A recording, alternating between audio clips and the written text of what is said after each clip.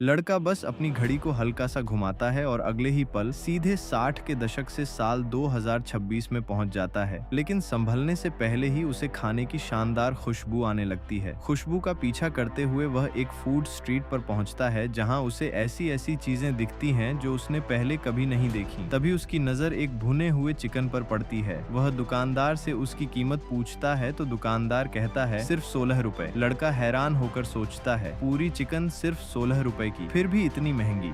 लेकिन उसके पास केवल 20 रुपए बचे थे। अपनी छोटी बहन को मांस खिलाने के लिए वह चिकन खरीदने का फैसला कर लेता है, मगर जैसे ही दुकानदार उसके पैसे देखता है उसे नकली नोट समझ बैठता है और तुरंत उसे वहां से भगा देता है। तभी पास की एक पुरानी चीजों की दुकान की मालकिन वहां आती है। वह एक नजर में पहचान जाती है कि लड़के के हाथ का नोट बेहद पुराना और कीमती है। वह लड़के से पूछती है क्या वह नोट उसे बेच देगा। बदले में वह एक नोट के 29,000 रुपए देने को तैयार थी। यह सुनकर लड़का पूरी तरह चौंक जाता है। लड़का सोचता है कि अगर 60 साल पुराने नोट इतने कीमती हैं तो उसके जमाने की बाकी पुरानी चीजें तो और भी ज्यादा कीमत की होंगी। इसलिए वह खुशी खुशी नोट बेच देता है। लेकिन जब वह दुकान पर पहुंचता है तो मालकिन को पता चलता है कि उसके पास मोबाइल तक नहीं है, इसलिए वह उसे कैश में पैसे देती है। और जब उसे पता चलता है कि लड़के के घर में और भी पुरानी चीजें हैं तो वह उसे एक नया मोबाइल गिफ्ट कर देती है। फिर खुद उसे मोबाइल चलाना भी सिखाती है